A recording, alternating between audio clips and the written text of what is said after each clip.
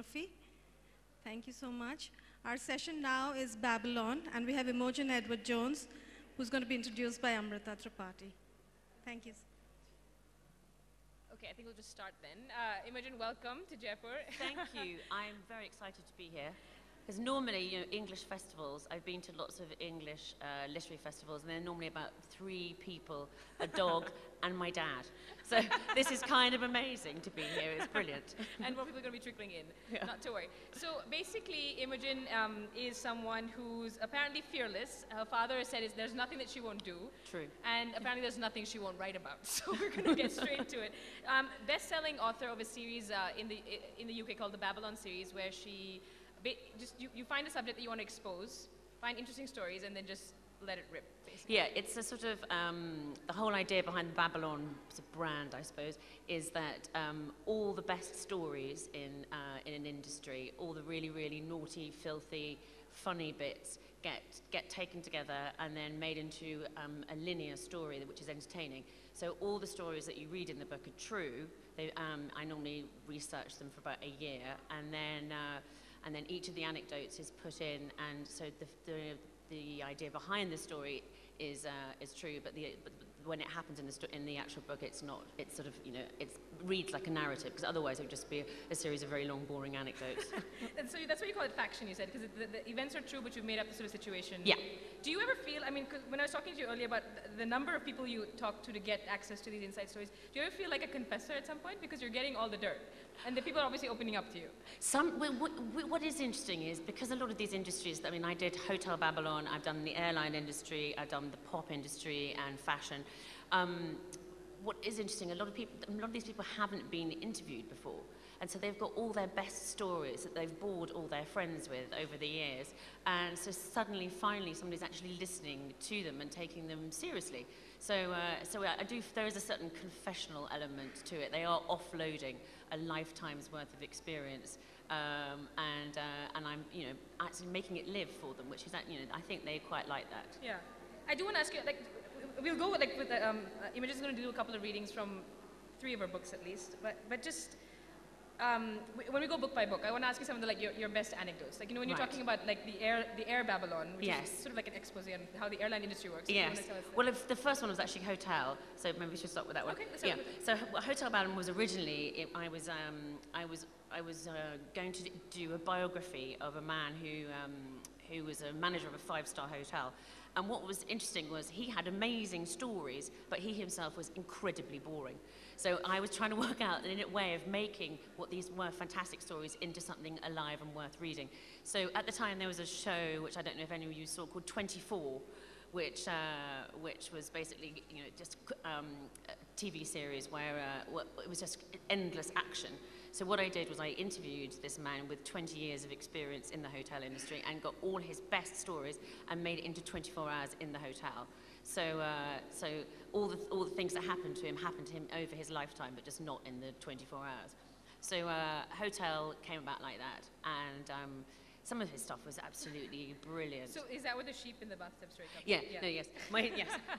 You asked me earlier what my most sort of favourite story from Hotel Babylon was, which was when he came up in about 2 o'clock in the morning into a top suite of a hotel and found a sheep in the bath. And he said to me, I didn't know whether they were going to shag it or cook it. And eventually it transpired that they were actually going to cook it.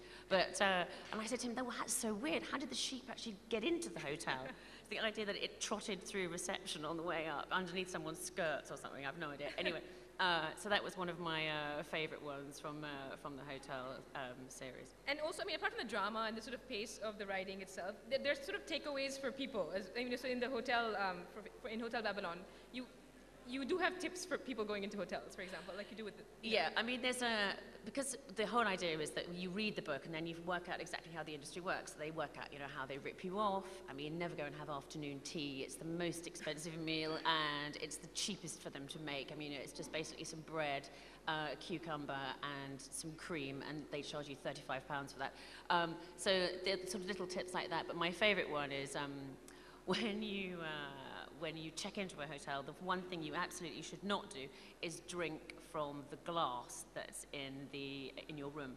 Because when they clean the hotel, they use the last guest's filthy old towels to clean the hotel, and they wipe around the bathroom with it, and then they take a small flannel, and then they do the loo seat, and then they do the surrounding loo, and then as on their way out, they go, oh, the glass. So with the same thing, they just do the glass like this, and then pop it up on the thing. So whatever you do, unless you like the taste of an old guest's buttocks, then really don't use the glass. But, okay, so do you want to read a little bit from Hotel Babylon? Yeah, okay. This is from a bit about dining, and the guy who I interviewed used to work at the Savoy Grill, which I don't know if any of you know is one of the most fantastic restaurants in London, and was frequented by some very interesting people. So here goes. The Savoy Grill was a very interesting place to work. Margaret Thatcher was in there all the time. She was a great whiskey drinker. She was always on the double whiskies, and she would always have the same table, table number 4. And if you were anyone in the Savoy Grill, you would have the banquette table down the aisles, tables 4, 5, 6, 7, and 8. They were at the far end of the oak-panelled room, and it was almost like an old gentleman's drinking club. The tables were enormous, but you would only ever really have 2 people on each. Because of the high alcove walls, it was very intimate, and no one would ever hear your conversations. So many deals and affairs went on there. It was amazing. I think because it was so discreet, the Queen Mother was a regular, and she loved it. When I was working in the kitchen, we would all take the piss, joking that she needed a stepladder to get to the table. She was so small, but she was actually great. Her full security entourage would sit on one table, and she would hobble in and sit at another. She always dined late and only ever ate with friends, never with any of the members of the royal family. She would always order off menu. She really liked simple food, and she was mad for fish and chips. She drank sweet Veuve Clicquot, which they made specially for her, or champagne cocktails with a shot of brandy, a sugar lump, and some Angostura bitters. She would have a maraschino cherry put on top. This is the Queen Mother. She followed her drink by an order of fish and chips, and after lunch she would have green chartreuse followed by a yellow chartreuse. It was hilarious. It was all systems go in the kitchen, the chefs slicing the potatoes so that every single chip was the same size and cut to perfection. She would have fish chips and green garden peas, not the mushy variety. I swear she treated the Savoy Grill like an upmarket cafe. Princess Diana also loved the Savoy Grill and Claridge's. I remember once I went into the kitchen at the Savoy to collect half a dozen oysters she'd ordered. One of the chefs was opening them all up and said to me, "I'm going to snog Princess Di." And as he said that, he licked his hand and licked every single one of the oysters before we served them to her. People always seemed to go a little crazy around her. I will never forget meeting her. All she had to do was look at you with those amazing, piercing blue eyes, and you were smitten. The Queen used to be more of a Claridge's person. In fact, she liked it so much that it used to be known as the royal family's second home. She used to attend these enormous banquets where there were 1,500 people, and they were so vast that the banquets would spread over various rooms. There'd be a reception first with champagne and cocktails, and then dinner would be announced and everyone would sit down. However, every time the Queen went past, everyone had to stand up and bow or curtsy, and she would walk around about 4 or 5 times in the evening. As the waiters, we would have to stop what we were doing immediately and get into line and bow when she went past. Unfortunately, we'd corpse. I suppose it was like laughing in church. We knew we weren't allowed to do it, but no one could help themselves. The oddest thing I remember about the Queen is that all she drank was Campari and orange, which is supposed to be one of the worst drinks going. Prince Philip, on the other hand, drinks lager or bitter. When I was working there, he was a fan of Ruddles Ale and a cocktail called a Silver Bullet, which is a Wolfschmidt Kimmel gin and lime juice, and it comes in a round tumbler on ice, and it's lethal. It was the oddities about the royals and the celebrities that I waited on that I always used to find entertaining. Although not all famous people are delightful. In fact, Noel Gallagher has to be one of the rudest people I've ever met. I remember being at the Lanesborough once around Christmas, and he'd certainly been indulging in some festive spirit. I had a group of people who'd been sitting there since lunchtime, and it was about 9 p.m, and there were people queuing for the restaurant. The restaurant manageress declined to serve them any more drinks, saying that she needed the table back for the evening and suggested they retire to the bar. Gallagher refused, going on saying that it was his table and he wasn't moving for anyone. She said fine, and then she'd give them another half hour. Then she returned and asked if they would move on. He got up and said, "Do you know who I am? Fuck off." And he threw a glass of wine in her face and left. But it's not just celebrities who behave badly. Sometimes hotel staff can do the oddest thing when they come into contact with the rich and famous. I remember once I was escorting Mariah Carey into her hotel room when I noticed the maintenance guy with his trousers down sitting on her toilet. I stood there, slack-jawed. I couldn't bloody believe it. Fortunately, Mariah was looking the other way. It was only when I got him out of there that I learned that he was a fan and had simply wanted his buttocks to be close to hers. I sort of...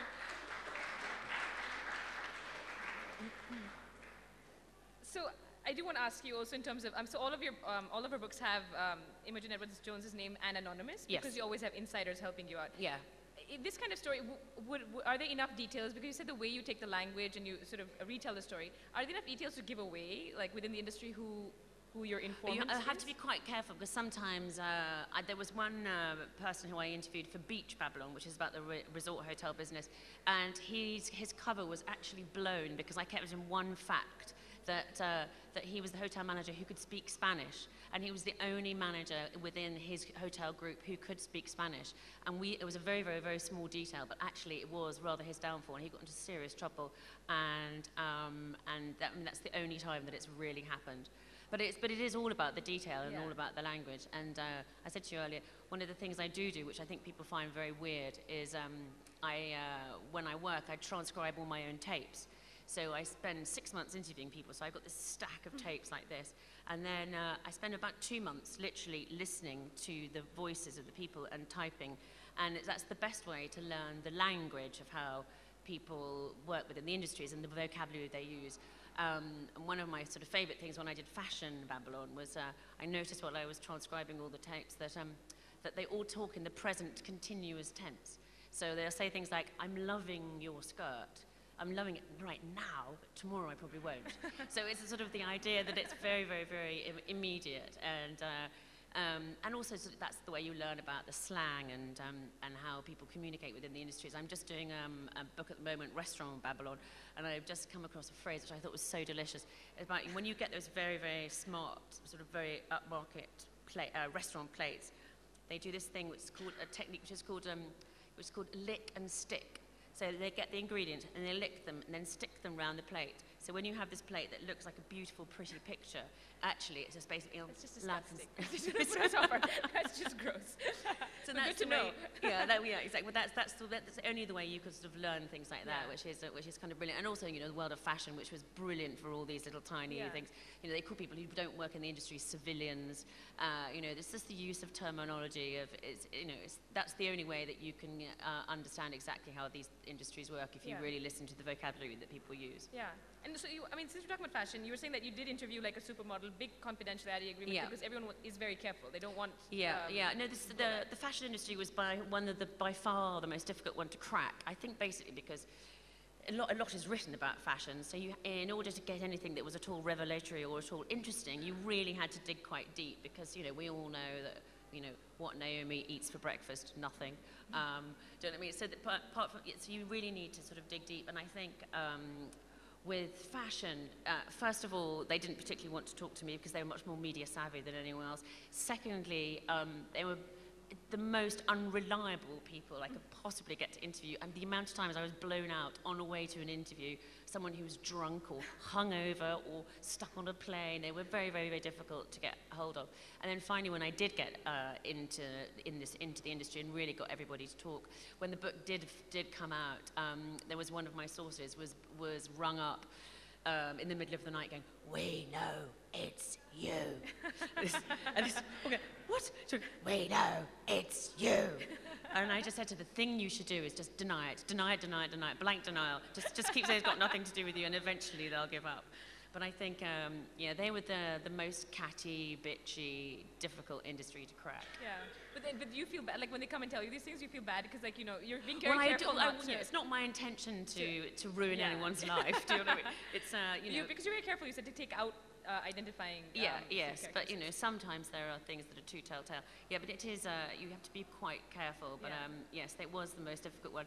But I mean, the supermodel who I interviewed, she was absolutely extraordinary. I think because she sort of cared slightly about her industry, and she really had quite a lot of very, very interesting things to say. Do you want to tell the story of the Yes, well, the dresses. Well, first of all, she said to me two really odd things. First of all, she said that models eat tissues, which I didn't realise, in order to stave off hunger because it's set in your stomach.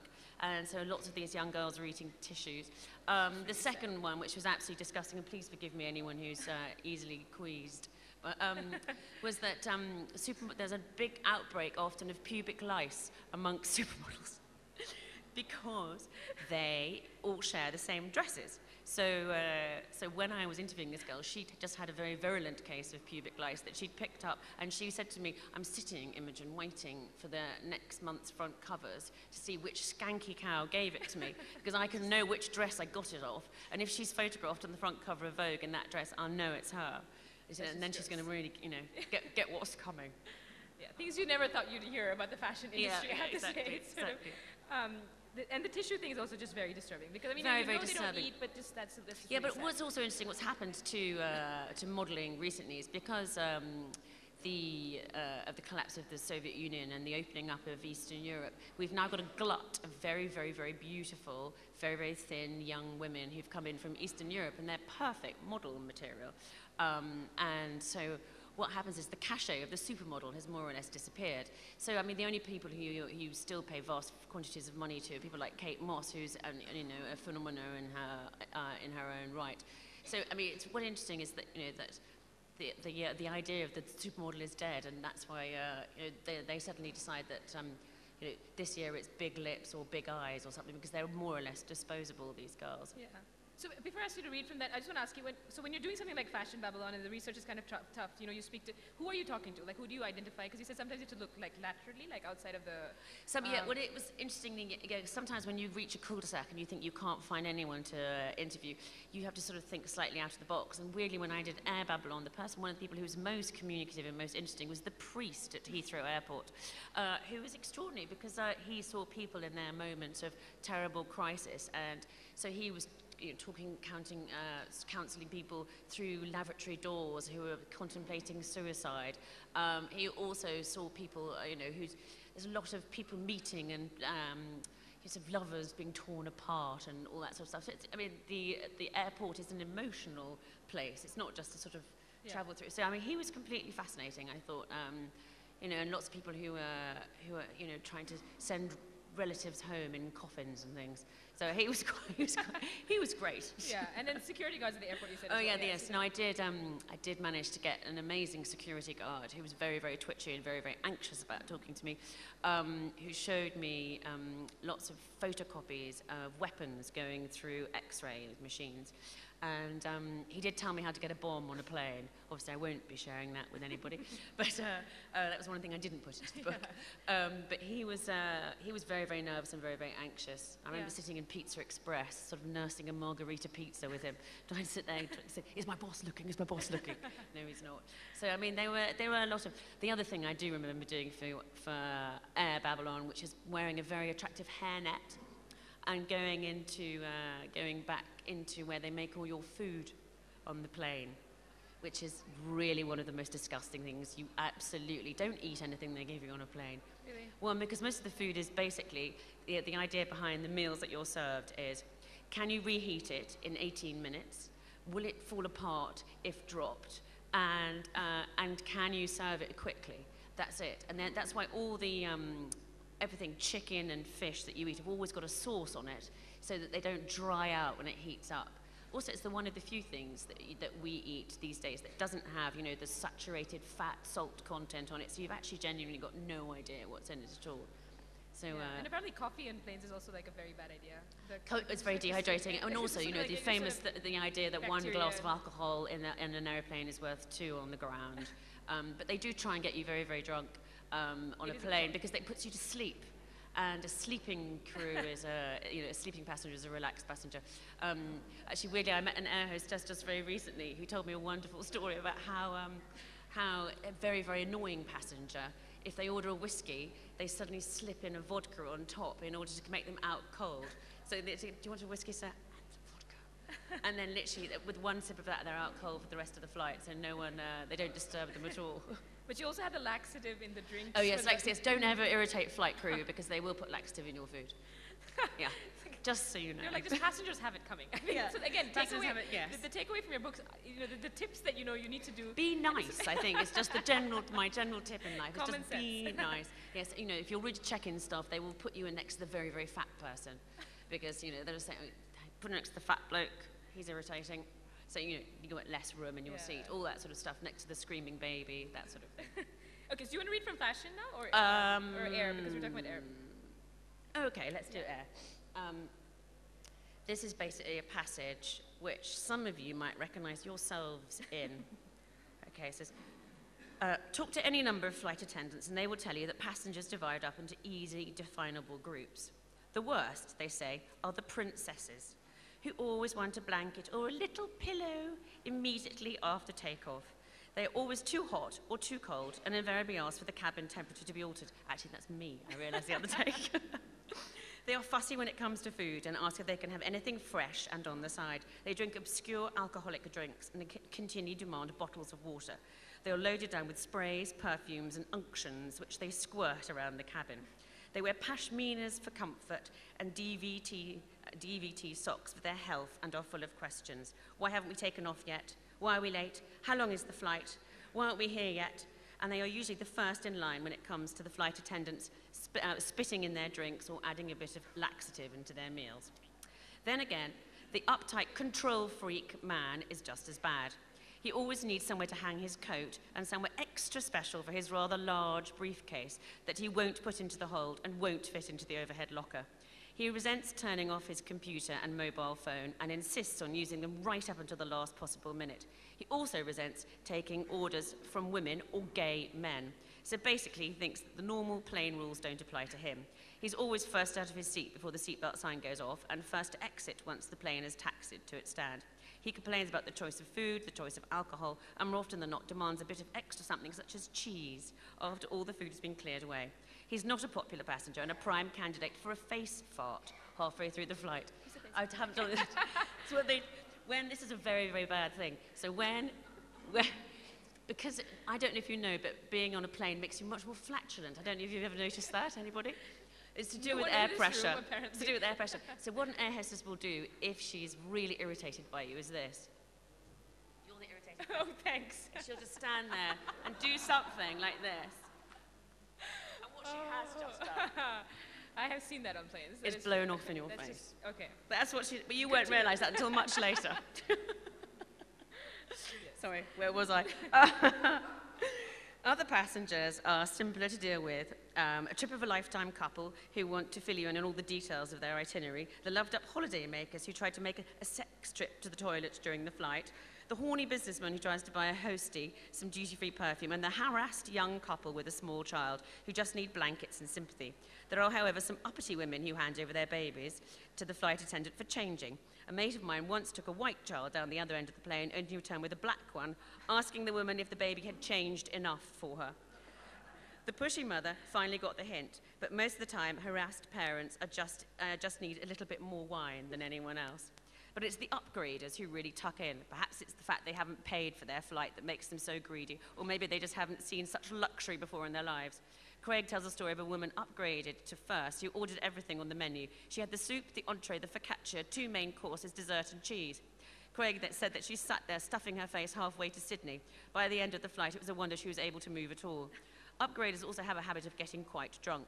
There is a sensible drinking policy on airlines, which means that we are not supposed to serve passengers once they start getting loud or leery. But there's also a school of thought that if you fill them with enough drink, they will eventually fall asleep and give you no trouble at all. As every flight attendant knows, a snoring plane is a happy plane, which is, of course, why we turn up the heating halfway through a flight. Do you know that? No. They make the plane much hotter so you fall asleep. So we all pass out, Exactly. basically. Yes. Wow. I have to say, well, this is obviously the stuff that we need to, what you need to know before you take a flight. Yeah. But I think even more disturbing than all of that, the face fart and so on, is Yes, the sorry about that. No, we need to know these things. The pilots in the cockpit, this story that you have. Oh, yes, here, yes. It's actually here, yes. This is, any of you who thought that a pilot actually flies the plane doesn't know anything. Okay. Life inside the flight deck of a plane is a world unto itself, sealed off from the outside world and only disturbed by flight attendants every 20 minutes to see if they are in need of any more food or refreshments. The captain and first officer can do more or less what they like. with the autopilot able to land a plane in Cat 3, which is thick fog with 50 feet visibility, and take off at a moment's notice, the captain no longer has to fly the plane at all. This frees him up to read a newspaper, do a crossword, moan about his pay, terms and conditions, bitch about colleagues, eat, drink, fart, compare cars, houses, holidays, stereos, wives with his number 2, whinge about getting up early, complain about the quality of the new flight attendants, or, in the recent case of 2 pilots, strip off totally naked and have sex. To be fair, no one actually saw them in flagrante, but they were discovered stark naked in the cockpit while supposedly flying the plane. Their excuse, before they were fired, was that one of them had spilt a drink and they needed to take their clothes off in order to dry their uniforms. But so this is the kind of story I want to ask you, because you said that you do check anecdotes, because Yes. as much as you can, because you also so Imogen is also like a journalist and a columnist, which Yeah. we'll come to. You check anecdotes, you try and see if these Well, stories ring that true. actually, the 2 pilots was actually a story. well, I was told the story, and then weirdly, the joy of the internet. You could check it. It was 2 American airline pilots who were flying in Canada. So that was also because because they were disciplined. That was a very easy story to check. Okay. But I try as hard as I can to check all my facts. I check, anything to do with anything technical or anything like that. I check. But it's very, very difficult to check anecdotes. I mean, the one about the baby, changing the baby, I'd heard about 5 or 6 times from various different air hostesses. So that made the cut and went into the book. Yeah. But sometimes some things are so outrageous you think maybe that's perhaps not true. So you have to use your sort of journalistic Yeah. sensibility. I mean, I've been a journalist for 25 years, so Yeah. so I do kind of know the sort of if the veracity of a story. You do get a nose for it. Right, and the people you're talking to, obviously, you can vet as well. You Yes. sort of, Yeah. so you've also, I have to say that you have no taboos. Apparently, there's when I was looking Imogen up, there's a column on colonic irrigation. Now I feel like I know way too One much of about my mother's very proud of that one. Do you want to tell us how that ends? Because you do have. I mean, I was asking- that's too rude to tell. That's too rude to tell. I mean, it's basically, they're just topics that interest you, and you feel that. I mean, sharing is not a problem. It's sort of, you don't have that. No, well, years ago I did a column on IVF, which I did for the Daily Telegraph, which I hadn't, to be honest with you, hadn't really thought it through in its entirety. I was very impetuous, and I thought, I'm going to do IVF. This is a very, very sort of sad, very awful position to be in. I mean, lots of women are in this position. Okay, I'm going to write about it because it's one of the final taboos. Because we're of a generation of women who apparently have it all, and yet if you can't have a baby when you want it now, it's very, very difficult. Anyway, so I thought I'd start writing this column, but unfortunately I thought in my hubris and arrogance that I would actually get pregnant immediately and that would be that.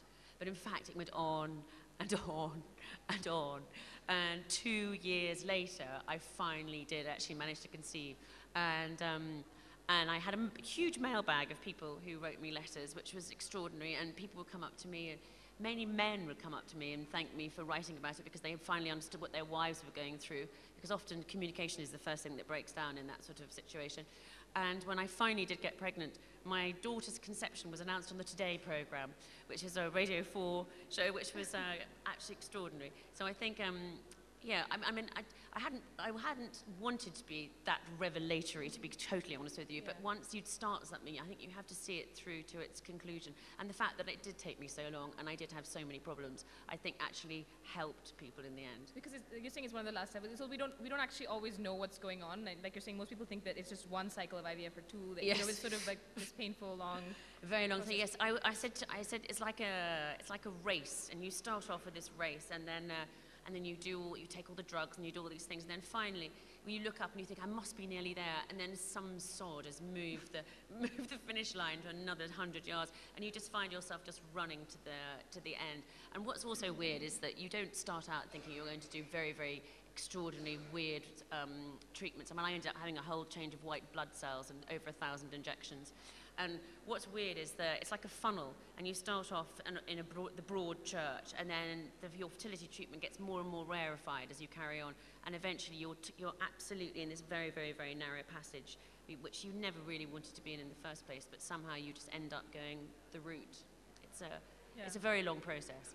And then having done that column, what do you think? I mean, it was the biggest sort of, well, obviously your daughter was the biggest takeaway. Yes, that was good, There's yeah. that. Yeah. And, but in terms of the kind of interaction you had with your readers, because you Yeah, know, no, I've never had a mailbag like it. I mean, I've been, writing as a journalist for over 25 years. I've had columns on lots of newspapers, but and I've never had. I got over 500, 600 letters from people, and I got presents, and I mean, it was clearly something that actually must have struck a very big chord. Because normally, these days, if you get 3 letters from something you've written, that's a result.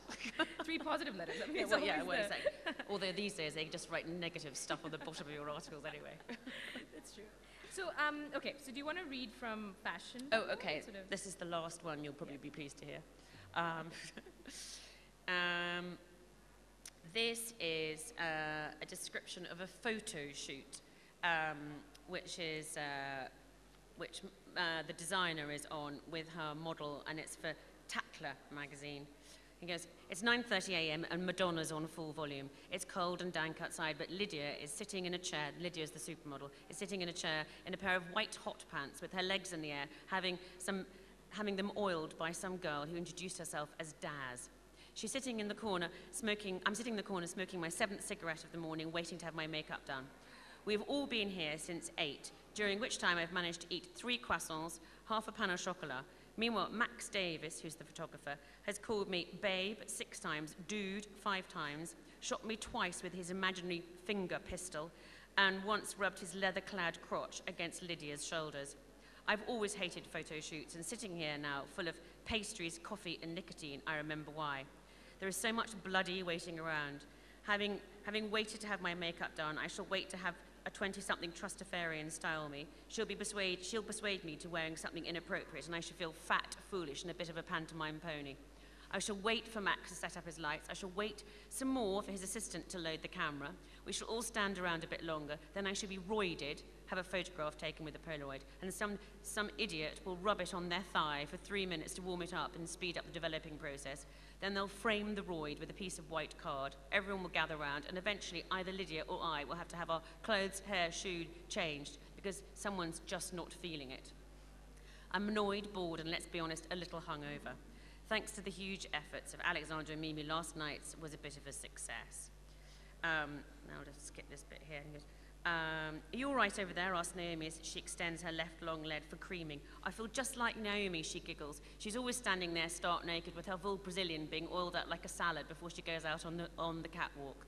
That's why she always glistens like a panther, growls Max across the studio, making a claw with his right hand. She's one sexy dude. Christ, he's annoying me. I've been on 3 shoots with him. He's always irritated the crap out of me. I'm not sure whether it's the mid-Atlantic drawl, the one some fashion people affect because their lives are just so international, they don't know where they are half the time. Maybe it's his constant name-dropping and something about who he's done lines with. Perhaps he tries so hard because we all know he comes from Solihull. He certainly tries, and he's trying in return. Confessions on a Dance Floor begins its 3rd play of the morning, and everyone is dancing and mumbling along to Hung Up when the stylist and the fashion editor come over. So, Fluff and I have been talking, says the super skinny, pubescent-looking stylist, who's one of those speech impediments where the S comes out as a th. And we've decided that you look great in your signature silver white dress. Right, I say, putting down Now magazine, stubbing out my cigarette and my 3rd cup of tepid coffee. I'm beginning to get a nightmare, beginning to get a migraine behind my right eye. Oh, the thing is, I'm not really the right shape for the silver and white dress. Yeah, but the thing is, that's what you're known for, says Fluff, who turns out to be anything but. In fact, she has thighs like a point-to-point hunter and a backside like a tractor. Can't Lydia wear it, I ask, feeling my sense of humour ebbing and my anger rising. She's in hot pants, says the stylist. I'm afraid I'm not wearing the white silver dress, I say. But the dress would look so good on you, says Fluff. No, I say, I'm too old and too fat to be bullied into anything that doesn't suit me. And if you think I'll change my mind, I won't, and I'll walk.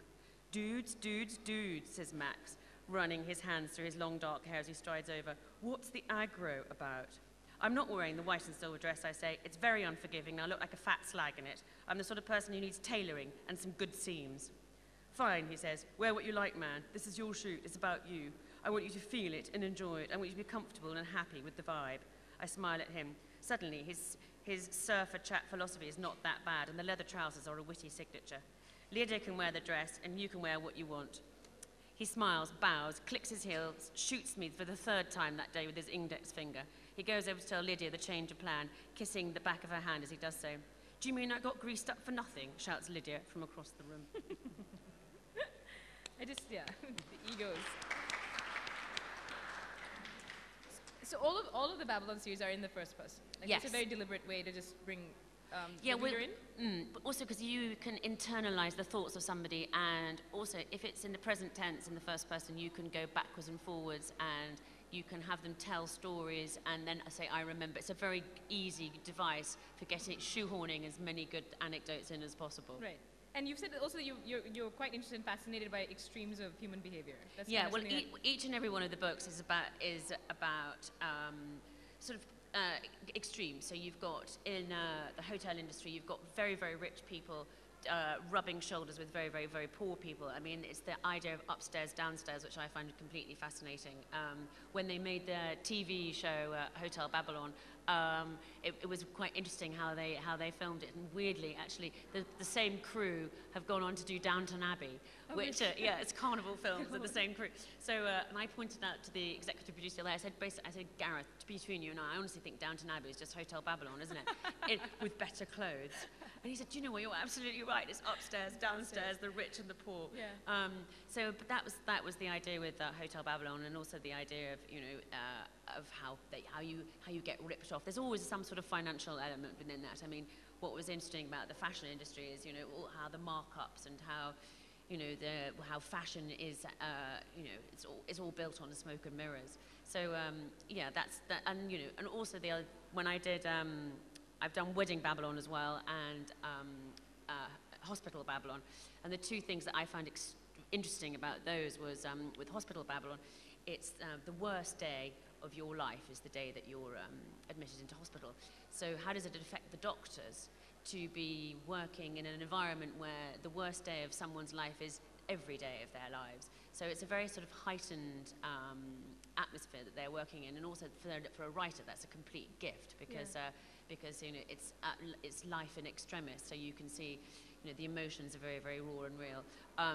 With Wedding Babylon, obviously, it's supposed to be the best day of your life. So, and how do you deal with somebody, or the most important day of your life? So, how do you deal with dealing with, in your interaction with somebody, i.e., the bride or the bride's mother, who's who's their best day of their life if it's your every day? So that's another thing that I find very interesting. And there's obviously extremes of drama because each Yes. of them have. But when you're talking about Hospital Babylon, you said. I mean, you have some insights on doctors. I think that's quite. Yeah, interesting.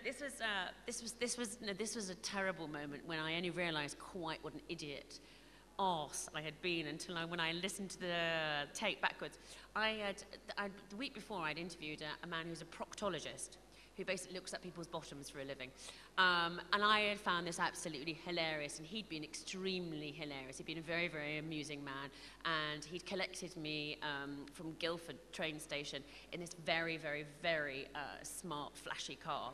And it was in Maserati, and as I arrived, and he said, "Yes, Imogen, there's lots of money in bottoms." Which I thought was extremely funny. Anyway, so I was sort of quite jolly and chatty, and then a week later I interviewed a surgeon who was a general surgeon who'd been working at one of the big London hospitals, and he'd just come off a 16-hour shift where he'd been working in an accident emergency.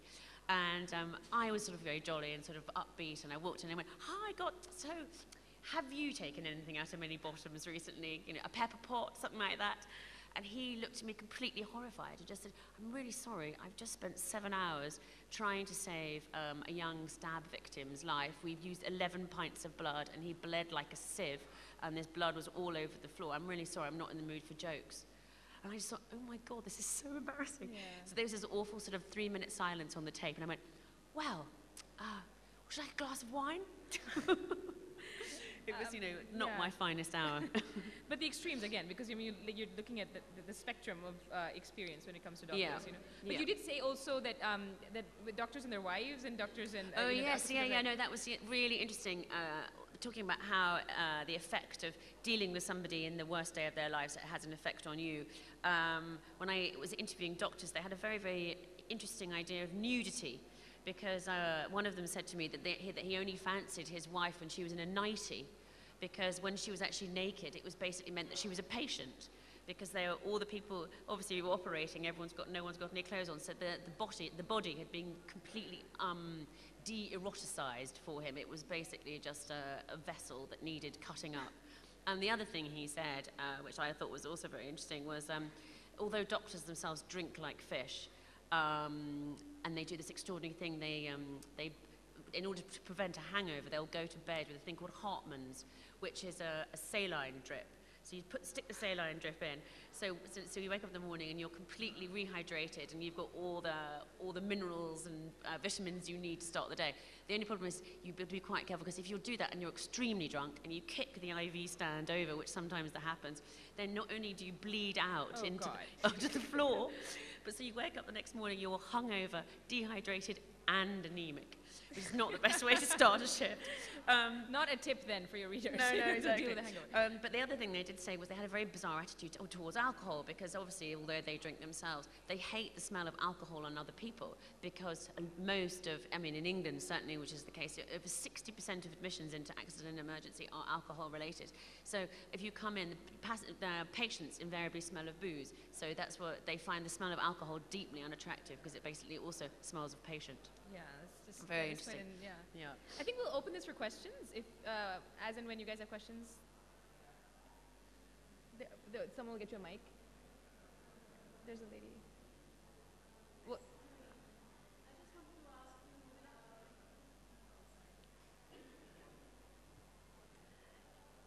I just wanted to ask you, you said that you do a number of interviews. Yes.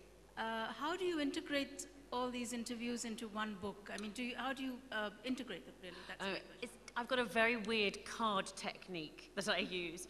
So all the interviews are color-coded, and the really good ones are in black, and then they get the less good they are, the paler the colors get. And then each chapter is very, very, very carefully planned. Because obviously you don't want to front load your book with loads of brilliant anecdotes and then suddenly run out of steam towards the end. You suddenly find yourself going, that towards the end. Because obviously most of my books are in 24 hours, so they're very, very logically organized. And then each chapter has its quota of anecdotes woven in, and then I can work out a story arc for each of my characters. So each character will have 3 or 4 things that happen to them to change their story arc. So it's very, very, it's almost like a sort of very elaborate crossword puzzle, and it looks like the sort of mad ramblings of Claire Danes in Homeland. That's what it looks like. It looks completely insane, and only I could understand it. But there is logic in there somewhere. It's a technique that works, yeah. Obviously.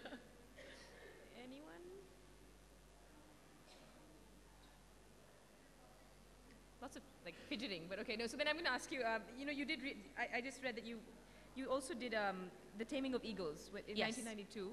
This is the Soviet Union. You'd gone as a reporter. Yes, that was my first earnest book, and only earnest book.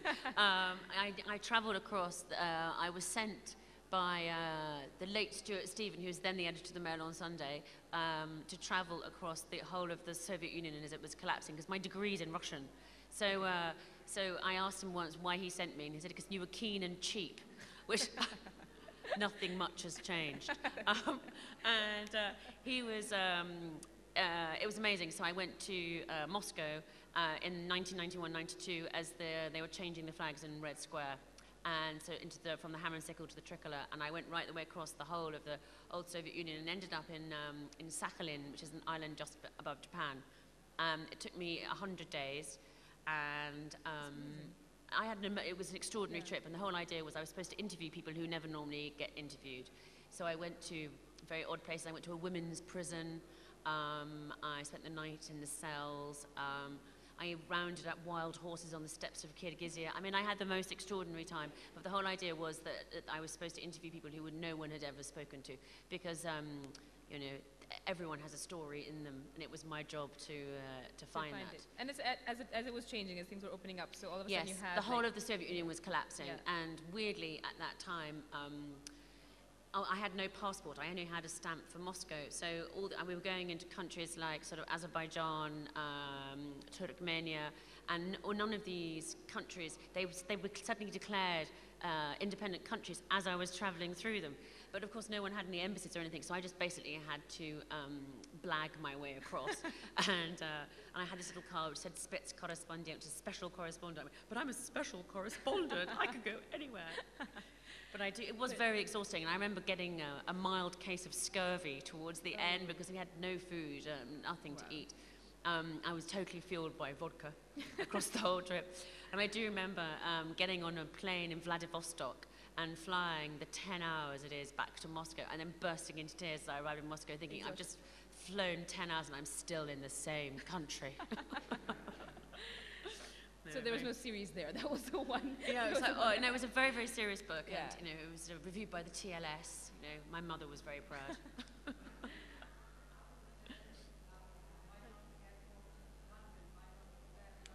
Why Babylon? That's a good Why question. Babylon?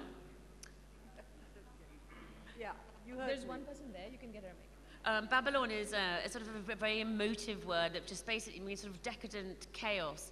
And it was, I mean, obviously it's with a nod to the real city of Babylon.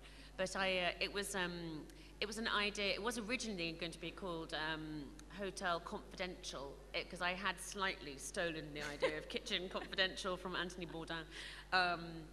Yes. Anyway, let's move on from that. And Since so it was originally going to be Hotel Confidential, and then after a while, it didn't sort of conjure up. It wasn't an evocative enough word, and so I chose the word Babylon because it's quite sexy and a little bit naughty, and also it's sort of indicative of chaos, and that's basically what all these books are, a sort of version of chaos. There's a question there. Hi, I've been following most of your books, and I was just wondering, after having written about, say, the hotel industry or the airplane industry as you have, if you're going to a hotel or staying in a hotel, I mean, it would be pretty uncomfortable, I guess, because you know all the inner workings of a place like that? Or how do you cope with that? Do you know what happens to me every time I go to a hotel? The manager comes, takes me to one side, gives me as much alcohol as he possibly can, and all he wants to do is he wants to find out who the source is for her. He's like, oh, go on, tell me. I promise I won't tell anyone else. Just tell me who is it. Tell me who is it. Because they had this weird thing that happened. There was a magazine in London called The Hotel and Caterer, which is obviously the industry magazine, and within the industry magazine, they said a guy from the Carlton Tower outed himself as the Anonymous from Hotel Babylon, and I said, no, he's not him. And then there was an outbreak of people announcing who they were, and it was like, I'm Spartacus. He said, no, you're not the manager. So that's one of the few things that happened. But yes, it is. It's quite. What is interesting is having investigated the industry is that you work out after a while that it's almost like being a choreographer and going to the ballet. So you can see, although that you still appreciate the dance, you can actually work out, you can see quite how difficult it is to maintain it, and also where they're messing up. But are they extra nice to you? I presume they are. And here they've been very nice. There's no J for Babylon. All I need to do is start clicking my pen in reception and looking around. Yeah. Also, have you been in have you faced a lot of, negativity over any one of the books, or has there been a big industry backlash? The one that was the person who was most nasty is a woman called Julie Burchill, who I don't know if you know her. She is a Daily Mail columnist, and she wrote a really, really evil review of Pop Babylon. But she's been the most unpleasant. But then she's quite an unpleasant person anyway. So yeah. I think she meant in the industry as well. Like, has there been any backlash for any of these industries? No. Weirdly, most people are really delighted that someone's written about it. There was weirdly also in Pop Babylon, an A&R man in Pop said that he was the source. I go, no, you're not. It's quite interesting. Some people kind of you've written about my life. There's a lot of that. Oh, you've written about my life. That's me. That is. Okay, no, it's not. But you actually. also have cracked the secret to boy bands, apparently. What is that? Oh, yes, yes, I was telling you earlier. The secret to a boy band is, have you ever wondered why there are 5 members in a boy band? Well, the reason this is very simple. One of them will invariably leave, so they can carry on with 4, and you can't have 6 because you can't get 6 into a taxi.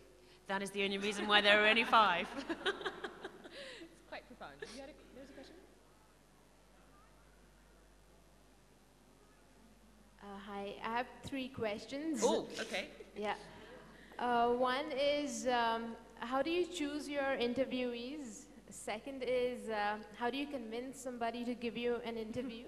And the third is, how do you gain their confidence, given that, you know, everybody's needs to preserve their, you know, anonymity? So. I get my interviews. I often start quite close to home because you'll be amazed how many people you actually do know. So weirdly, when I did the air hostesses, when I did Air Babylon, my husband's sister was an air hostess. So I organised a brilliant lunch with 10 air hostesses, and I had 3 tape recorders up the table like this, and I gave them a huge lunch with a couple of bottles of wine, and they just talked. I didn't even bother to interview them. They just talked to each other, and it was fantastic. It was just one story after another just coming out, and at the end I just basically just took all the tapes home, and that was job done. I didn't really need to do anything else. So my first port of call is often my close immediate circle, and then often once you've got one person to talk to you, they will say to you, oh my God, you must talk to this person. Or then you go back to them and they will invariably pass you on to somebody else. It's basically like a sort of, like being a rather like a ball being passed down. But sometimes it's very, very hard, and it does take, that's the problem, is trying to get people to talk to you. I'm doing a restaurant Babylon at the moment, and chefs are really hard. Mainly because they work such long hours, so they're very, very difficult. You can't get any time with them, and it's quite difficult to crack that one. And then getting them to talk is normally alcohol. If you buy them a few drinks, people will tell you anything. And trust, I'm just quite chatty, and I think after 10 minutes, I can normally persuade someone to tell me something.